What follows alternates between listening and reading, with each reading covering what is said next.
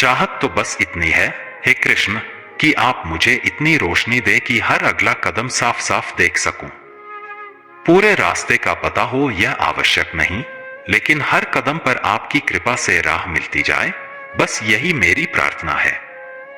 जब भी आपके द्वार पर आता हूं, जैसे एक नई ऊर्जा से भर जाता हूं। नमस्कार साथियों, स्वागत है आपका अंजुला गुप्ता 18 की एक नई सीरीज में, जिसका नाम है भगवद गीता के सिख। तो आप ऐसे ही वीडियो देखना चाहते हैं तो आप हमारे चैनल को सब्सक्राइब कीजिए, अंजुला गुप्ता 18, और हमारे चैनल पर कृष्णा चैनल की इस विशेष श्रृंखला में, जिसका नाम है भागवत गीता की सीख, आज हम इस दिव्य ग्रंथ के 5वें अध्याय के ज्ञान के मोती तलाशेंगे। गीता की ज्ञान स्रोत में गोते लगाते हुए अब हम 5वें अध्याय पर पहुंच गए हैं। दोस्तों, अगर हम कुछ अलग करना चाहते हैं तो कुछ अलग जानना भी जरूरी है, और जीवन में सबसे बड़ा ज्ञान गीता से प्राप्त हो सकता है। यदि आपने गीता को समझ लिया तो शायद ही ऐसा कुछ हो जो आप न कर पाए। इस वीडियो में हम 5वें अध्याय की सीख को सरल शब्दों में जानेंगे। पिछली बार हमने चौथे अध्याय में देखा कि भगवान श्री कृष्ण ने अर्जुन को बताया कि भगवान कब, क्यों और किस रूप में इस धरती पर अवतार लेते हैं।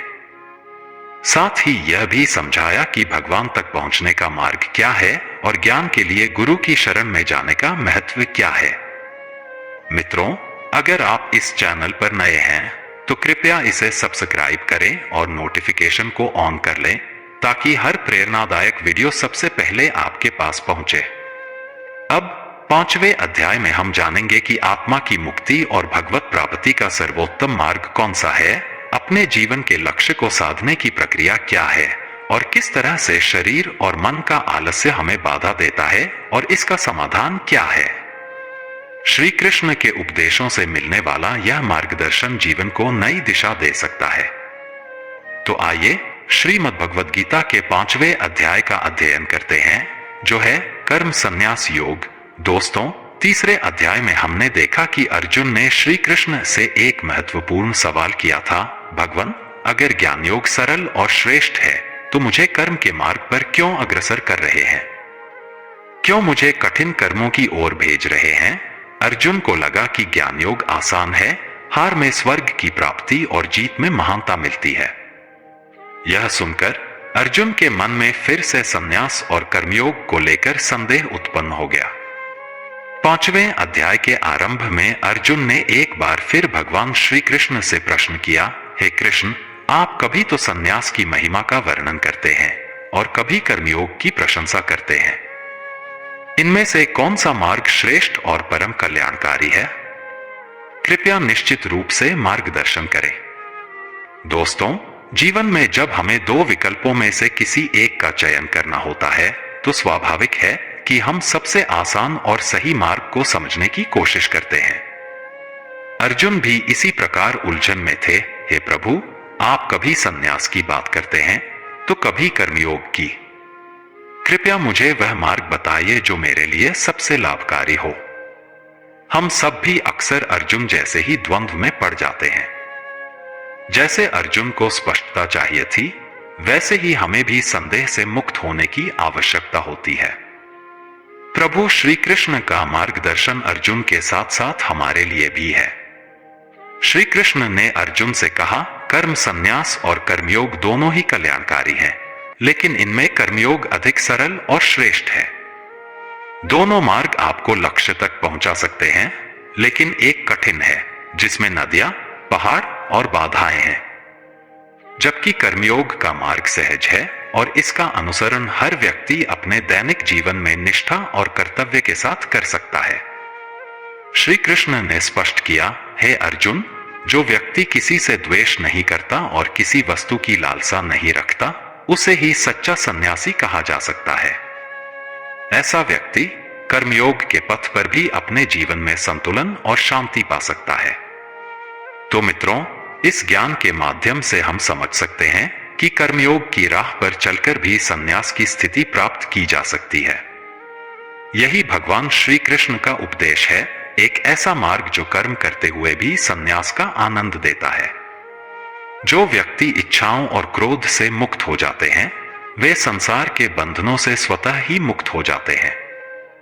अक्सर हम जीवन में धन, शोहरत या ऐसी चीजों की कामना करते हैं जिनसे जुड़ाव या घृणा का अनुभव होता है, लेकिन जब हम इन बंधनों से बंध जाते हैं तब हम स्वयं को इस चक्रव्यूह से निकल नहीं पाते।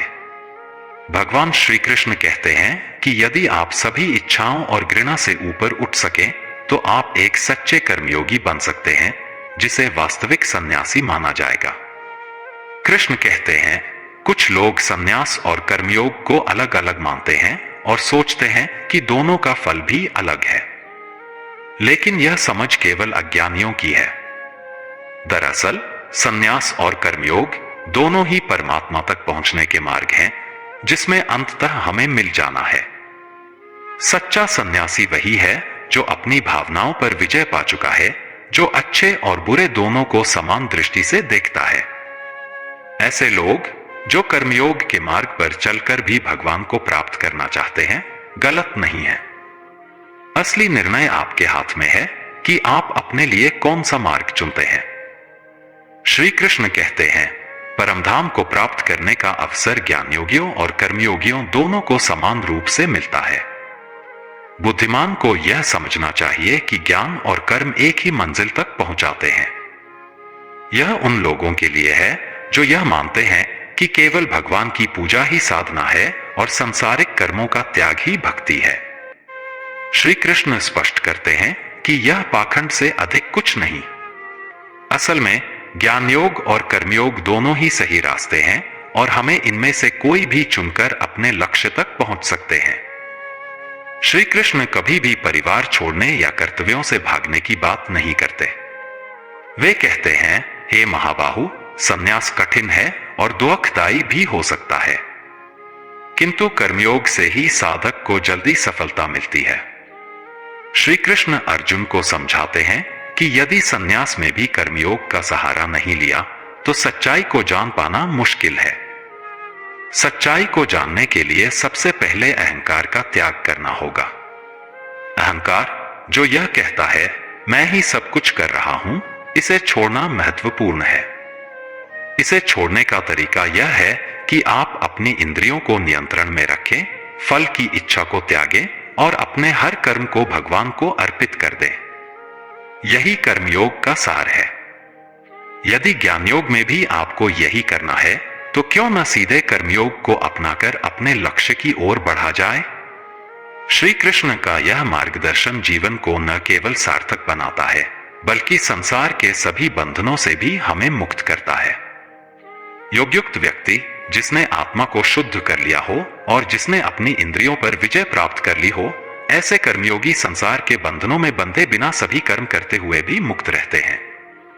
इसे समझने के लिए इसे ऐसे देखें जैसे नदी का पानी एक घड़े में भर दिया गया हो। पानी तो वही रहता है पर उसे नया रूप मिलता है। इसी प्रकार हमारी आत्मा भी परमात्मा का अंश है। इस सत्य को समझना ही जीवन का असली उद्देश्य है। भगवान कृष्ण हमें समझाते हैं कि जो अपने मन को नियंत्रित कर चुका है, जिसने अपनी इंद्रियों को वश में कर लिया है और जो भीतर से एकदम निर्मल है, वही व्यक्ति कर्मों में उलझे बिना कर्म कर सकता है। जब कोई इस अवस्था को प्राप्त कर लेता है तब उसे अपनी आत्मा का वास्तविक अनुभव होता है। यह जीवन का सबसे बड़ा सत्य है जिसे जानने की यात्रा ही जीवन का सार है। जो इस सत्य को जान चुका है वह सांख्य योगी सभी कार्य करते हुए भी उनसे अछूता रहता है। चाहे वह देखे, सुने, छुए, सूंघे, खाए, सोए या कोई भी सांसारिक कार्य करे, वह इसे भगवान का कार्य मानता है और स्वयं को इस सब का कर्ता नहीं समझता। उसका हर कार्य भगवान को अर्पित हो जाता है। यह अंतर ही उसे ज्ञानी और संसार में अन्य लोगों से अलग बनाता है। श्री कृष्ण कहते हैं वह जो अपने हर कर्म को भगवान को समर्पित कर देता है वह पापों से लिप्त नहीं होता। इसे हम कमल के पत्ते से समझ सकते हैं। कमल कीचड़ में होता है पर उसका पत्ता हमेशा पानी की बूंदों से अछूता रहता है। इसी प्रकार सच्चा ज्ञानी संसार में रहते हुए भी संसार के बंधनों में नहीं फंसता। कृष्ण कहते हैं कि इस संसार में रहते हुए हमें अपने सभी कर्तव्यों को निभाना चाहिए पर इनमें उलझना नहीं चाहिए। जिम्मेदारियों से बचना कायरता है। सच्ची बहादुरी यह है कि हम सभी जिम्मेदारियों का निर्वहन करें, पर उनमें फंसे नहीं। इसी तरह का जीवन एक ज्ञानी का होता है, जो संसार के हर काम करता है, लेकिन उन्हें अपने ऊपर हावी नहीं होने देता। कृष्ण हमें यह सिखाते हैं कि कर्म करना अनिवार्य है, लेकिन ऐसा करते हुए अपने मन और आत्मा को स्वतंत्र रखना भी उतना ही आवश्यक है। यही वह मार्ग है जो हमें सत्य की ओर ले जाता है और जीवन के असली उद्देश्य का बोध कराता है। कर्मयोगी कौन होते हैं? आइए इसे समझने का प्रयास करें। दोस्तों, ये योगी भी हमारे जैसे ही अपने शरीर, मन, बुद्धि और इंद्रियों का उपयोग करके कर्म करते हैं, लेकिन अंतर यह है कि वे अपने हर कार्य को भगवान को समर्पित करते हैं। बाहर से देखने पर ये लोग हमें अपने जैसे ही सामान्य लगते हैं, जैसे उनके पास परिवार, नौकरी और जिम्मेदारियां हों। लेकिन उनके भीतर एक विशेष शांति और गहराई होती है, क्योंकि वे आत्मा और परमात्मा के बीच के संबंध को समझ चुके होते हैं। भगवान कृष्ण यहाँ कहते हैं कि यह योगी कर्मफल का त्याग कर चुका होता है और इसी त्याग के कारण वह भगवान को पा लेता है। वहीं दूसरी ओर जो योग के मार्ग पर नहीं चलते, जैसे हम में से अधिकांश लोग कर्म के फल की अपेक्षा करते हैं, यही इच्छा उन्हें कर्मों के जाल में उलझाए रखती है और संसार के बंधनों से मुक्त होने में बाधा डालती है। देखा जाए तो इसमें एक छोटा सा फर्क है। दोनों ही कर्म कर रहे हैं, लेकिन एक फल की अपेक्षा नहीं करता और दूसरा उससे बंधा रहता है। यह मामूली सा फर्क ही अंततः उनके जीवन का विशाल परिणाम बन जाता है। भगवान कृष्ण के अनुसार हमारा शरीर 9 द्वारों वाला एक अद्भुत घर है। ये 9 द्वार हैं: 2 आंखें, 2 कान, 2 नासिका छिद्र, 1 मुख और बाकी ऐसे ही जो हमें बाहरी दुनिया से जोड़ते हैं। बिना इन द्वारों के हम किसी भी बाहरी कार्य में संलग्न नहीं हो सकते। लेकिन यहीं रहते हुए एक सच्चा योगी देखने में तो हमारे जैसा ही हर कार्य करता प्रतीत होता है, लेकिन उसके भीतर की स्थिति अलग होती है। उसका मन भगवान में पूर्णतः लीन होता है, इसलिए वह वास्तविकता में किसी कर्म का कर्ता नहीं होता। उसने कर्म में अकर्म और अकर्म में कर्म का रहस्य समझ लिया है और अपने आप को केवल एक माध्यम मानता है जिससे परमात्मा कार्य करवा रहे हैं। कृष्ण यहां बताते हैं कि व्यक्ति का व्यवहार उसके स्वभाव और प्रकृति का परिणाम होता है। प्रभु न तो आपके कर्तापन की रचना करते हैं, न कर्मों की और न ही कर्मफल की। ये सब आपके स्वभाव और प्रकृति के संयोजन से होते हैं। यदि किसी का स्वभाव विकृत है तो उसके कर्म भी उसी अनुसार होंगे और परिणाम भी। यदि स्वभाव विकसित है तो वह उच्च कर्म करेगा और उसका फल भी वैसे ही प्राप्त होगा। इसलिए अपने कर्म और उनके फलों के लिए खुद को जिम्मेदार माने। यह मत सोचे कि मैंने प्रयास किया था लेकिन भगवान ने फल नहीं दिया। कृष्ण हमें समझाते हैं कि हमारे कार्य और उनके परिणाम हमारे स्वभाव के अनुसार होते हैं और इन्हीं पर निर्भर करता है कि हमें क्या प्राप्त होता है। हमारे भीतर सब कुछ मौजूद है, बस जरूरत है उसे पहचानने और सामने लाने की। भगवान किसी के भी पाप या पुण्य को ग्रहण नहीं करते। हमारे कर्म चाहे अच्छे हों या बुरे, हमारे स्वभाव और सोच से प्रभावित होते हैं। कृष्ण कहते हैं, पाप हो या पुण्य, सब आपके अपने कर्मों का ही परिणाम है। हमारे भीतर का ज्ञान अज्ञान की धुंध में ढका होता है और यही कारण है कि हम गलतियां करते हैं।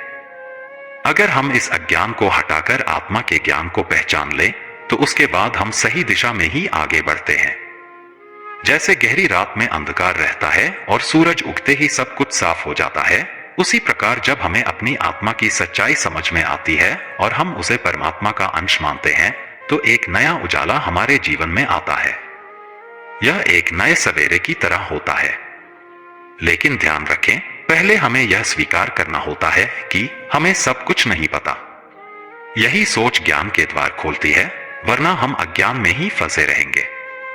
कृष्ण कहते हैं कि जो मन से उनकी शिक्षाओं का पालन करता है, जिसका ध्यान उस परमात्मा में एकाग्र होता है और जो अपनी बुद्धि से सही मार्ग का अनुसरण करता है, ऐसे लोग एक दिन इस जन्म मृत्यु के बंधन से मुक्त हो जाते हैं। यही मुक्त आत्माएं परमात्मा में विलीन हो जाती हैं और यही परम गति है। लेकिन यह उपलब्धि हर किसी को नहीं मिलती। यह उन गिने चुने लोगों का सौभाग्य होता है जो इस मार्ग पर दृढ़ता से चलते हैं। तो क्या आप भी उन विशेष आत्माओं में से एक बनने का प्रयास कर रहे हैं? ज्ञान और विनय से संपन्न ब्राह्मण, चाहे वह गाय की रक्षा कर रहा हो या शूद्र के साथ हो, वह समदर्शिता का वास्तविक स्वरूप है। ऐसा व्यक्ति जो पंडित और चांडाल, गाय और कुत्ते या हाथी और गधे में भेद नहीं करता, वह सच्चा ज्ञानी कहलाने का अधिकारी है। ज्ञान सबसे पहले हमें हमारे अंदर के भेदभाव को मिटाने की शक्ति देता है। चारों ओर जो भेदभाव दिखाई देता है वह मानवता की सबसे बड़ी कमजोरी है। भगवान कृष्ण ने हजारों साल पहले जो सिखाया, हम आज तक उसके अनुसार जीने के लिए तैयार नहीं हैं। यदि हमें ज्ञान प्राप्त करना है तो सबसे पहले हमें अपने भीतर संभाव उत्पन्न करना होगा। अज्ञान या अहंकार से किसी को छोटा या बड़ा समझना मूर्खता है। कृष्ण कहते हैं, जिसके मन में संभाव स्थापित हो गया उसने जीवन में ही इस संसार को जीत लिया। आजकल हमारी दुनिया में अधिक धन, बड़ा घर और नाम को जीत मान लिया गया है, लेकिन कृष्ण का दृष्टिकोण इससे भिन्न है। उनके अनुसार केवल वही व्यक्ति इस दुनिया को जीत सकता है जिसने अपने मन को जीत लिया। जब मन जीत जाएगा तब संभाव की स्थिति उत्पन्न होगी। ऐसा धन क्या मूल्यवान है जो आपके मन में दूसरों के प्रति भेदभाव को समाप्त नहीं कर सकता? संभाव ही ब्रह्मा की स्थिति होती है। स्थिर बुद्धि वाला व्यक्ति जो अच्छे समय में खुश और बुरे समय में स्थिर रहता है, वही सच्चा ज्ञानी है। जब कठिन परिस्थितियों में निर्णय लेना हो तो स्थिर बुद्धि निर्णय लेने में सहायक होती है। अगर आपकी बुद्धि विचलित होती है तो निर्णय में देरी और गलती की संभावना बढ़ जाती है। जब मन से संदेह दूर हो जाता है तो निश्चितता का भाव उत्पन्न होता है। बाहरी सुख जैसे धन, धान्य, स्वादिष्ट भोजन और अपनों का प्यार निश्चित रूप से आनंद देते हैं, लेकिन क्या आपने सोचा है कि कुछ ऐसा भी है जो इन बाहरी चीजों से कहीं अधिक आनंददायक हो सकता है? भगवान कृष्ण की भागवत गीता हमें यही सिखाती है।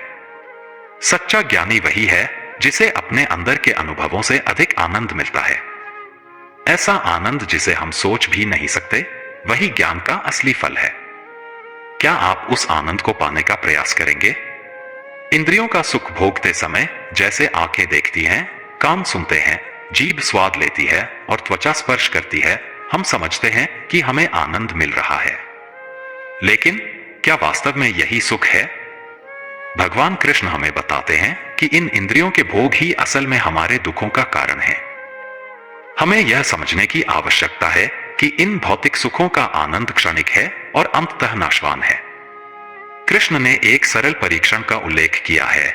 जब हम किसी स्वादिष्ट भोजन का सेवन करते हैं तो उसका स्वाद केवल तब तक रहता है जब तक हम उसे खा रहे होते हैं। सुनने का आनंद भी कुछ समय के लिए ही होता है। इसी प्रकार इंद्रियों के सभी सुखों का वास्तविक आनंद क्षणिक होता है। इसलिए ज्ञानी व्यक्ति इन भौतिक सुखों में नहीं फंसते। भगवान कृष्ण का संदेश स्पष्ट है, जो व्यक्ति अपने इच्छाओं और क्रोध पर नियंत्रण पाने में सक्षम है, वही सच्चा योगी है। वे समय के महत्व को समझते हैं। हमारे पास सीमित समय है और हमें इस जीवन में अपने मन पर विजय प्राप्त करनी चाहिए। यदि हम अपने काम और क्रोध के भावों को नियंत्रित नहीं करते तो हम जन्म मृत्यु के चक्र में फंसे रहेंगे। जो लोग बाहरी सुखों और इंद्रियों के आनंद से परे जाकर अपनी आत्मा की सच्चाई को पहचानते हैं, वे वास्तव में ज्ञानी होते हैं। भगवान कृष्ण ऐसे व्यक्तियों को ब्रह्मा को प्राप्त होने के योग्य मानते हैं। हालांकि इसका यह मतलब नहीं है कि हमें सब कुछ छोड़कर संन्यास लेना चाहिए। हमें कर्म करना है, यही तो जीवन का रास्ता है। जब हम अपने कार्यों को भगवान के प्रति समर्पित कर देते हैं, तब हम सच्चे सुख की ओर बढ़ते हैं। इसलिए दोस्तों, हमें अपने भीतर की ओर झांकने की आवश्यकता है। असली सुख बाहर नहीं, बल्कि हमारे भीतर, हमारी आत्मा में है। यदि हम उसे पहचान लेते हैं तो हम सच्चे सुख का अनुभव कर सकते हैं। जब व्यक्ति अपने सभी पापों से मुक्त हो जाता है, उसकी शंकाएं ज्ञान की रोशनी में मिट जाती हैं और वह सभी प्राणियों के कल्याण के लिए समर्पित रहता है। तभी वह सच्चे शांत ब्रह्मा को प्राप्त करता है। जैसे लालच कभी वास्तविक शांति नहीं देता, उसी तरह बाहरी सुख भी अस्थायी होते हैं। असली आनंद हमारे अंदर, हमारे मन में है। वो व्यक्ति जो दूसरों की भलाई के लिए अपने आप को समर्पित कर देता है और जिनका मन भले ही कर्म करते हुए भी परमात्मा में स्थित रहता है, अंततः ब्रह्मा का अनुभव करता है। जो व्यक्ति अपने काम और क्रोध को नियंत्रित कर लेता है वह वास्तव में ज्ञान की ओर बढ़ता है। लेकिन प्रश्न यह है, मन को कैसे जीते? जब भी आप अत्यधिक गुस्से में हों या किसी चीज से अत्यधिक प्यार कर रहे हों तो उस स्थिति को पहचानें। आपको अपनी भावनाओं को नियंत्रित करने की आवश्यकता है। अति के भावों को संतुलित करना बहुत जरूरी है। जब आप काम और क्रोध पर नियंत्रण पाने का प्रण लेते हैं तभी आप पाते हैं कि आपके भीतर एक बदलाव आ रहा है। यह सोचने का समय है कि क्या आप अपने अज्ञान को छोड़कर ज्ञान की ओर बढ़ने के लिए तैयार हैं। जैसे ही आप अपने मन पर विजय प्राप्त करेंगे आप पाएंगे कि आप ब्रह्मा के निकट हो रहे हैं। भगवान कृष्ण का संदेश हमें सिखाता है कि सच्चा ज्ञान केवल बाहरी चीजों में नहीं बल्कि हमारे अंदर की गहराइयों में छिपा है। इसलिए दोस्तों, अपने मन को जीतने का प्रयास करें और आत्मा की सच्चाई को पहचानें। यही सच्चा ज्ञान है और यही आपको अंततः परम शांति की ओर ले जाएगा। अपनी इंद्रियों को नियंत्रित करने के लिए हमें बाहरी विषयों से दूरी बनानी होगी। शांति और आत्मज्ञान की प्राप्ति के लिए अपनी दृष्टि को भ्रिकुटी, माथे के बीच पर केंद्रित करें और अपनी सांसों पर ध्यान दें। इसे प्राणायाम कहा जाता है। यह एक साधना है जो हमें ध्यान में ले जाने का माध्यम बनती है। सभी जीवों की सांसें चलती हैं, लेकिन जब हम अपनी सांसों को नियंत्रित करते हैं तब हम अपने मन, बुद्धि और इंद्रियों को जीत सकते हैं। इसी से हम इच्छाओं, भय और क्रोध से मुक्त होते हैं।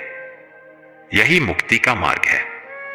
भगवान कृष्ण कहते हैं कि जो व्यक्ति अपने कर्तव्यों का सही तरीके से पालन करता है और यज्ञ एवं तप करके उनके मार्ग पर चलता है वही उनके प्रिय भक्त होते हैं। ऐसे लोग अंततः उन्हें प्राप्त कर लेते हैं। कृष्ण को केवल भगवान नहीं बल्कि शांति का प्रतीक भी माना जा सकता है। उनके बताए मार्ग पर चलने से हमें या तो भगवान का अनुभव होता है या गहरी शांति की अनुभूति। दोनों ही अवस्थाएं एक समान महत्व रखती हैं। जब हम भगवान की सच्चाई को समझते हैं तब हमें सबसे बड़ी शांति प्राप्त होती है। इस अध्याय में कृष्ण ने अर्जुन की दुविधाओं को दूर करते हुए बताया कि संन्यास योग और कर्म योग दोनों ही रास्ते हमें भगवान की ओर ले जाते हैं, लेकिन कर्म योग एक विशेष मार्ग है जो इस दुनिया और अगली दुनिया के बीच एक कड़ी का काम करता है। प्रिय साथियों, श्रीमद् भागवत गीता में जो मार्गदर्शन दिया गया है वह हमें परमात्मा से जोड़ने का माध्यम है। यदि आप इन शिक्षाओं को अपने जीवन में अपनाएंगे तो अपने सपनों को पूरा करना आपके लिए सरल हो जाएगा। जैसे भगवान की प्राप्ति के लिए मन को वश में करना आवश्यक है, वैसे ही अपने लक्ष्यों को हासिल करने के लिए भी आपके मन पर नियंत्रण होना जरूरी है। मुझे आशा है कि आपको श्रीमद् भागवत गीता के 5वें अध्याय की सरल व्याख्या से कई महत्वपूर्ण बातें सीखने को मिली होंगी। यदि आपको यह वीडियो पसंद आया हो तो कृपया इसे लाइक करें। साथ ही इस स्पेशल सीरीज को अपने मित्रों और परिजनों के साथ जरूर शेयर करें और कमेंट में जय श्री राधे कृष्ण अवश्य लिखें। अगर इस वीडियो में कोई त्रुटि रह गई हो तो मैं क्षमा प्रार्थी हूं। जल्द ही हम श्रीमद् भागवत गीता के 6ठे अध्याय की आसान व्याख्या के साथ फिर से मिलेंगे। तब तक के लिए खुश रहें, मुस्कुराते रहें। जय श्री कृष्ण, राधे राधे।